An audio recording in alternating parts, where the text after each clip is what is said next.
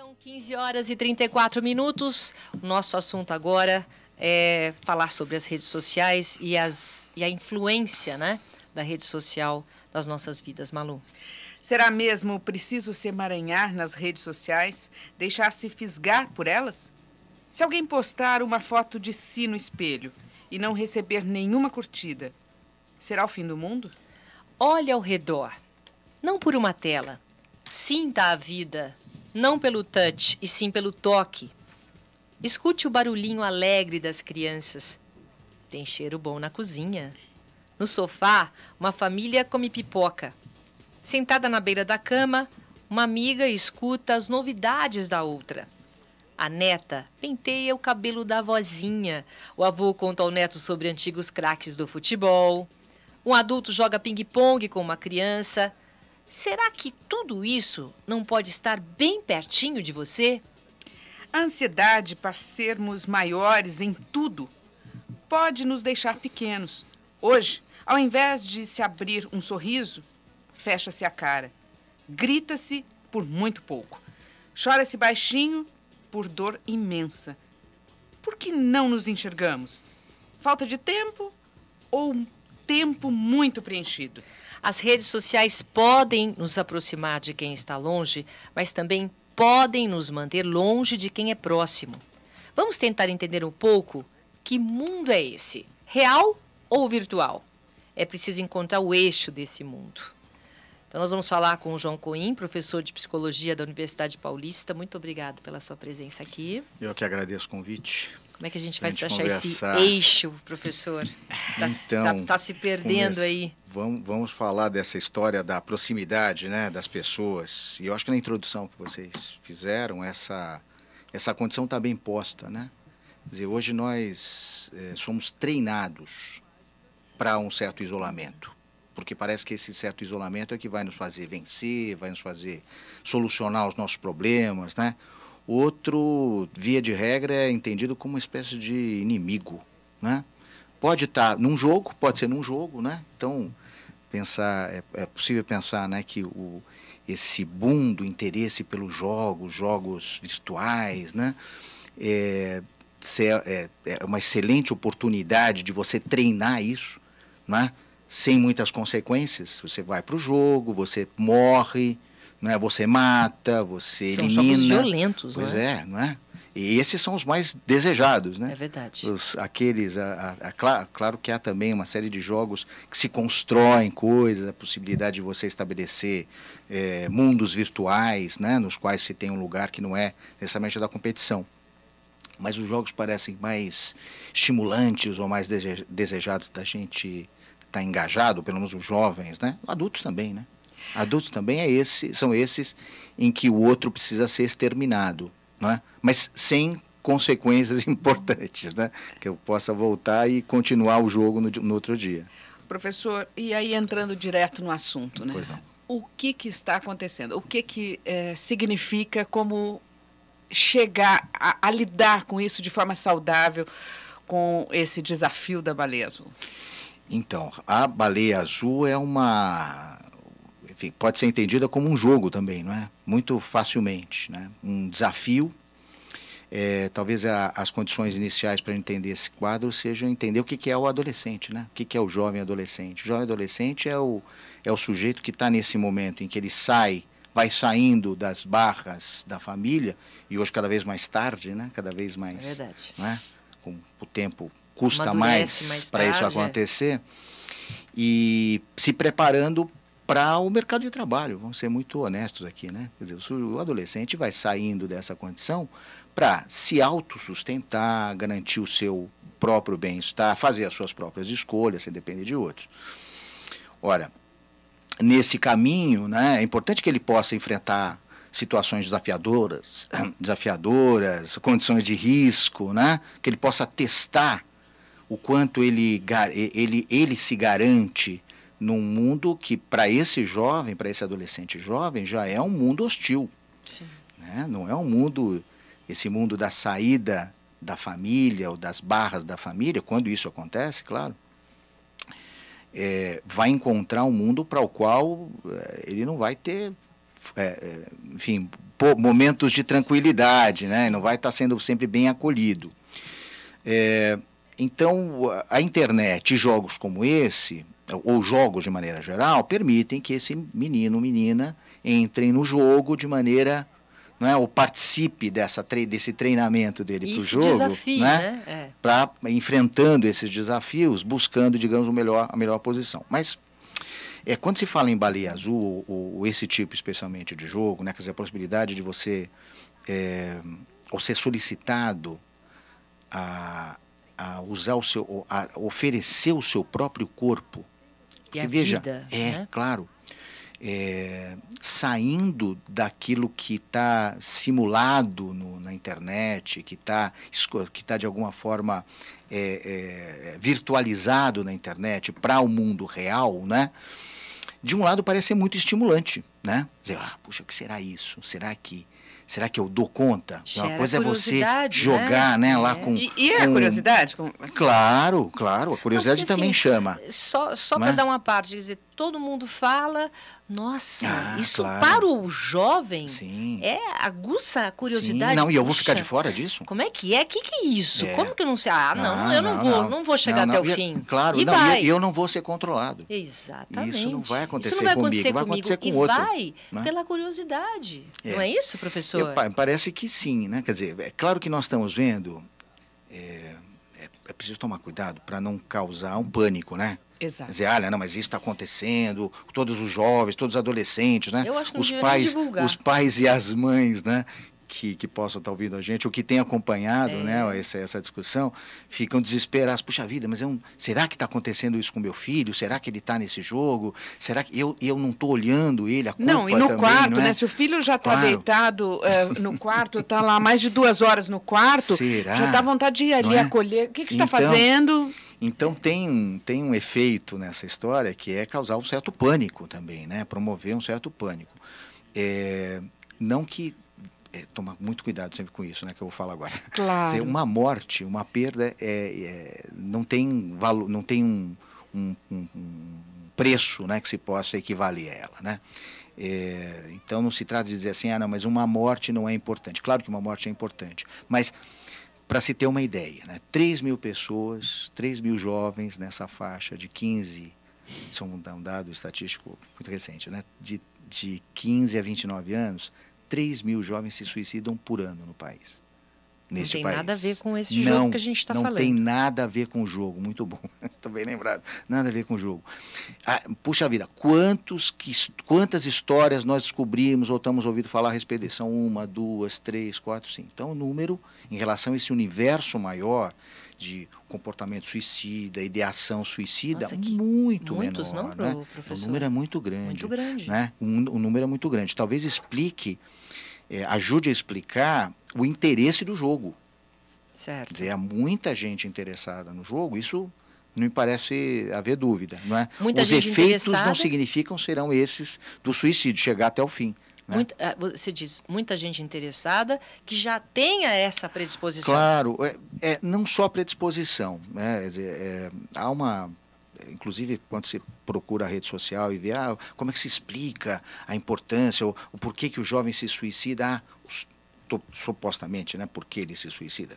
Não se sabe só depois. Né? Quer dizer, o que será que aconteceu que levou aquele jovem a essa condição? Mas há explicações que algumas vezes levam à ideia de uma doença, né? Uma condição muito particular daquele jovem, né? As condições gerais que levam a essa insatisfação com a vida, ou com a vida que se vive, não é? São muito mais gerais, são muito mais presentes na vida de todo mundo, não só de jovens, né? Quer dizer, das pessoas insatisfeitas com as nossas próprias vidas, ou com a falta de perspectiva, de isso não saber para onde vai. Isso tudo é culpa da internet, essa insatisfação? Não, isso não é culpa da internet. A internet não tem culpa nisso. Mas nós ficamos mais isolados também. Eu acho que a internet responde bem a essa nossa condição hoje, né? Quer dizer, por que a internet funciona bem para nós? Confortável, né? Muito, muito, mas se de um lado nos isola, isso é satisfatório, porque viver a vida assim, né? frente a frente aqui, falando no microfone. É mais né? difícil. Encarando. Isso não é fácil, é não, isso que eles estavam né? falando desde o início do programa. Nós estamos aqui desde as 2 horas da tarde falando disso, de gente, o quanto que as pessoas são importantes umas para as outras, isso. né? O quanto que a gente se constrói a coisa mais com o outro. A coisa mais importante para a gente é gente. Só que nós, veja só, nós somos, de alguma forma, encaminhados para construir o contrário. Nas nossas vidas, o outro é subsidiário, ele é auxiliar, né? Ele está a nosso serviço, ou, na pior das hipóteses, ele não vai nos atrapalhar. Né?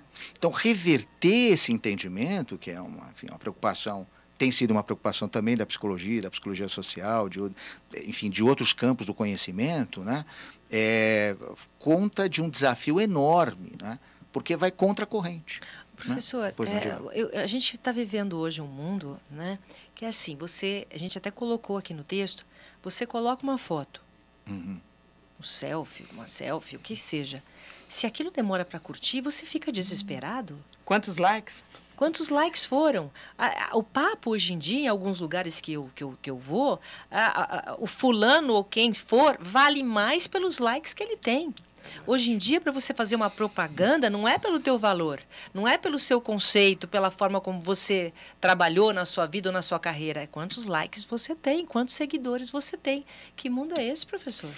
Então, é um mundo onde as relações de verdade, né, essas das quais nós estamos falando, essa do face a face, elas são muito difíceis da gente sustentar.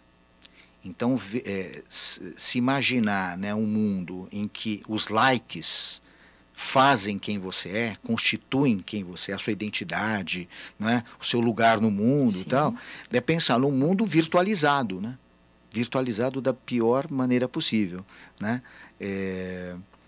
O contrapor isso implica um tipo de relação que é muito mais dolorida, é muito mais difícil de viver, não é? Que é o do confronto com a diferença, a possibilidade de você perceber no outro alguém que possa ser um colaborador, não é? Alguém que contribua com a sua vida, o que é tão importante. Essa é uma discussão que se faz bastante na psicologia social, que o outro deve ser tão importante quanto você, né? Não é uma fala cristã, mas é uma fala que faz muito sentido quando você pensa... uma fala educacional.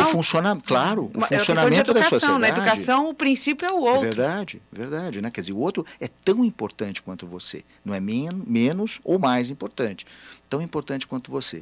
Então, construir uma sociedade na qual esse valor está digamos, no primeiro topo, né? Na parte de cima, implica anular este outro entendimento, no qual o outro é inimigo, no qual eu posso me afastar do outro. Isso para adulto, né? Agora você imagina para adolescente, então, aí claro, entrando no aspecto da baleia azul, né? Então aí eu não sou tão popular assim porque não tem tantos seguidores. Claro, né? Então você começa, né, a criar um mundo diferente e cada vez se isolando mais, né?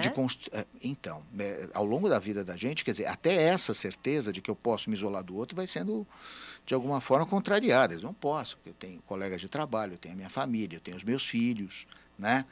Ou enfim, parentes, pessoas com quem eu conviva. Então, a ideia de que o outro possa ocupar um lugar importante na nossa vida, a vida vai contando para a gente que é decisivo, que isso é importante e decisivo. Mas como passar isso para os jovens, você que lida com os jovens um pouquinho mais velhos, né? Mas então, o que pode ser feito, os pais que estão acompanhando a gente, para ajudar nesse sentido? Eu vou falar a verdade para vocês, eu ouvi tantas coisas boas no programa hoje. Né? Esporte salva, né, professor? Esporte, a ideia de você estar com outras pessoas, discutindo, conversando, um ambiente que seja suficientemente acolhedor, né, para permitir que as diferenças possam ser tratadas, os fracassos possam ser tratados, né? Isso é um temor do menino e do adulto, né? Não posso fracassar, o fracasso vai marcar a minha vida. Né? Como se aquilo fosse ficar uma cicatriz no corpo do sujeito, ele tivesse que carregar isso para o resto da sua vida. Né? E quando o fracasso, né, os ossos quebrados, claro que eu não estou dizendo que ninguém quebra os ossos aqui, mas os ossos quebrados e as marcas, os hematomas, as marcas, fazem parte do viver, né? dizer, as crianças que ficaram, que podem dizer, não, porque aconteceu isso comigo, quebrei uma perna, machuquei, claro, eu machuquei um braço, não é? Passei por isso, aquele confronto com o menino, com a menina no jogo de futebol, não é? Quer dizer, aquilo isso sim são marcas, mas marcas da existência, não é? Marcas de alguém que viveu a vida, não é? O quarto e a internet preservam o sujeito disso, preservam da dor. É muito não confortável, né? Preservam da eu do gosto de ficar em casa, eu não gosto é? de sair, lógico, porque lá, claro. ali dentro é muito confortável. Mas é claro, não é? Assim, é claro não. É maravilhosamente confortável, né? Quer dizer, é um maravilhoso porque é falso. Sim. Não é? Porque ninguém pode viver a sua vida na frente de uma tela de computador ou de um hoje celular, vivem, né? Professor, Então, mas isso assim. não se conseguirá, você não conseguirá sobreviver. A menos que você possa ser um daqueles players, né, que ganham a fortuna, né? São esportistas do e-sport, né? Uhum. Então, mas não é disso que nós estamos falando, né? Estamos falando de uma condição que é passageira. O sujeito pode passar uma boa parte da sua vida nessa condição do jogo da internet, mas isso não é suficiente para ganhar a sua vida, sobreviver, ter, enfim, seus desejos satisfeitos, os mais simples, não é? Quer dizer, para comprar um doce, para comprar um sorvete para você, tudo pela não é? internet. Não, eu sim, mas claro que sorvete também tem pela internet, não sei. Que você pode, mas é claro, imagino que sim, que você possa comprar o que você quiser, não é? Mas para você viver a sua vida fora daquela redoma falseada, né, que é o quarto o escritório, né? Sim. Pode ser o quarto, pode ser o escritório também, com o computador na frente. Você vai ter que enfrentar outras pessoas, você vai ter que sair desse quadro, dessa situação. Então, é isso que eu estou chamando de falseamento, né? Quer dizer, não é possível você viver essa vida. Ela parece confortável, mas é engano. Mas como colocar isso na cabeça do adolescente, o professor? Então, né? Porque uma frase de tudo que eu vi no final de semana, e uma coisa me chamou a atenção, eu não consigo, essa frase não sai da minha cabeça. Rir na sala e chorar no quarto. Então, mas aí nós estamos falando de um quadro, né, de uma situação, bem chamada essa questão, que não depende só dele, né? Não depende só do adolescente ou daquele ser, né? Quer dizer, tem a família, tem a escola, tem o círculo de amigos. Tal. O nosso papel dizer, claro, os meios de comunicação. A mídia, evidentemente. Quer dizer, todo esse conjunto é que deve estar preocupado com isto. Né? Quer dizer, preocupado com o que acontece com o nosso jovem. Né? Eu ia falando uma estatística que era ruim, né? Dos 3 mil que não são por causa da baleia azul, mas que se suicidam todos os anos no Brasil. Mas tem um quadro que é tão mais assustador, que é o número de jovens que são assassinados, que é de 30 mil no último ano. Então, tem alguma coisa está acontecendo na nossa sociedade, não é só com este jovem. Sim. Né? Tem algo muito Estamos importante. Falando um acontecimento. Isso, né? um fenômeno, algo que chama muita atenção, que puxa a vida, o meu filho. E que ganhou os holofotes agora. Que serve como alerta, porque né? é espetacular, né? Quer dizer, a própria ideia da baleia azul, alguém controlando o seu filho pela internet, né? São os piores pesadelos, né? Sim. Que você possa imaginar. E onde o menino, aliás, está associado a esse que parecia a salvaguarda também, sem culpar os pais por causa disso, né? Mas eu sei onde ele está, né? Onde é que está o meu filho? Ele está dentro da sala, está dentro do quarto, meu né? filho não está na rua, puxa ele está dentro do quarto, mas tá ele está protegido. acesso. Tem um pensador francês, o Virilio, que na década de 90 escreveu trabalhos muito interessantes sobre a presença da internet. Então, que estava chegando, né? Nem sabia isso anos 90. Isso, imagina, anos 90, mal se falava na internet, começava a se falar na internet. Computador, internet. E uma das coisas mais interessantes que eu lembro de ter lido a respeito disso é o Virilio dizendo que o computador é uma janela para o mundo, né? É verdade. É uma janela. Você não é a tela do computador não liga, não é? Não tá mantido, não tem como limite o plástico ou o vidro que está ali. Quando você olha para o computador, você está olhando para o mundo, não é? Verdade. para o bem e para o mal. Sim. Tem coisas maravilhosas, você pode ver o que está acontecendo no planeta, fora do planeta. Tem coisas lindas, mas não é? tem coisas Mas tudo que é de pior da humanidade também tem acessível pela internet. É verdade. Então, para isso, eu acho que nós não estamos ainda suficientemente preparados, né? Apesar de se falar muito de liberdade na internet, se defender a liberdade na internet, que a gente terá acesso, deverá ter acesso a tudo que está disponível na internet, e eu não sou contra isso, claro, mas é preciso pensar como é que a sociedade trata da internet. Professor, não só os divulgadores de conteúdo, quem está vendendo. É o conjunto. É como nós tratamos disso. Em relação, quer dizer, nós temos aqui um programa de educação, né? É preciso colocar limites, é preciso fazer o quê? Uma dica, só para a gente encerrar, é difícil, no sentido de cuidar, né? Essa coisa de cuidar desse texto lindo que a gente falou, que é dar um abraço na avó, é bater um papo com os... Como é que você faz e que dica que você dá para ajudar essa geração? A palavra diálogo, para mim, é muito importante na prática profissional, nas coisas que eu tenho feito, e eu acho que ela reflete bem algo que é importante nesse cenário. Quer dizer, encontrar pessoas para dialogar, encontrar pessoas que respeitem aquilo que você tem a dizer. Isso pode ser entre colegas, mas pode ser de um pai para um filho, de um professor ou de um aluno para um professor e vice-versa, né? Então, agora, isso não é intuitivo. Isso não nasce com o sujeito. Eu sei dialogar, eu nasci com esse dom do diálogo. O diálogo é alguma coisa que tem que ser construída, tem que ser treinada, exercitada. Olha, treinar diálogo, tem que ser treinado. Os jogos, nós estávamos falando, estava lembrando daquilo que aconteceu no programa hoje, né? Os jogos são excelentes circunstâncias para você dialogar, né? Quer dizer, ainda mais quando se trata de crianças pequenas ou, enfim, jovens, de ter mediadores. Porque o diálogo entre dois isolados também pode levar a um mero conflito, né? Então, eu tenho a minha opinião, você tem a sua, então dane-se. Né? Você fique com o que você pensa, eu fico com o que eu penso.